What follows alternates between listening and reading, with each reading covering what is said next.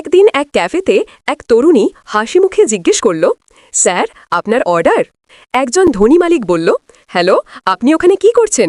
এখানে এসে আমার অর্ডার নিন। ওয়েটার শান্তভাবে বলল, স্যার একটু অপেক্ষা করুন, আমাকে আগে ওর অর্ডার নিতে দিন। মালিক গলা উঁচু করে বলল, তিনি আমার সাথে আছেন, তাকে কিছু জিজ্ঞাসা করার দরকার নাই, তিনি আমার ড্রাইভার। ওয়েটার হেসে বলল, যদি তিনি ড্রাইভার হন তাহলে কি হয়েছে স্যার, তিনিও একজন মানুষ। মালিক রেগে উঠে বলল, আপনি কি বুঝতে পারছেন না, আমি এর জন্য টাকা দেব না। ওয়েটার শান্ত গলায় বলল, আমি কখন টাকা চেয়েছিলাম স্যার, এই খাবারটি আমার পক্ষ থেকে। ড্রাইভার লজ্জা পেয়ে বলল, একটা ফ্রাইড রাইস ব্যাস। মালিক তখন ব্যঙ্গ করে বলল, এইভাবে ক্যাফে চালালে তো একদিন বন্ধই হয়ে যাবে।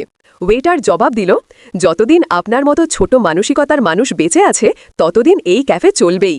রেগে গিয়ে মালিক চিৎকার করে বলল, ম্যানেজার, এই মেয়েটাকে আপনি কি শিক্ষা দিয়েছেন? ম্যানেজার এগিয়ে এসে শান্তভাবে বলল, স্যার আপনি যেমন ব্যবহার করেছেন তেমনই উত্তর পেয়েছেন, মানুষের সাথে কথা বলা শিখুন, তারা আপনার দাস নয়। তারপর সে ড্রাইভারের দিকে তাকিয়ে বলল, ভাই, এমন লোকের জন্য কাজ করো না যারা তোমাকে সম্মান দিতে জানে না। কম টাকা পেলেও সম্মান পেতে হবে, তুমি কাজের বেতন পাও, অপমানের না।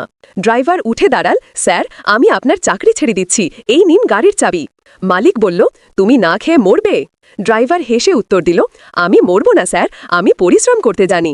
ম্যানেজার বলল, তোমার বেতন এখন 15,000 টাকা, আজ থেকে তুমি আমার ড্রাইভার। ড্রাইভার কৃতজ্ঞ চোখে তাকিয়ে বলল, ধন্যবাদ স্যার।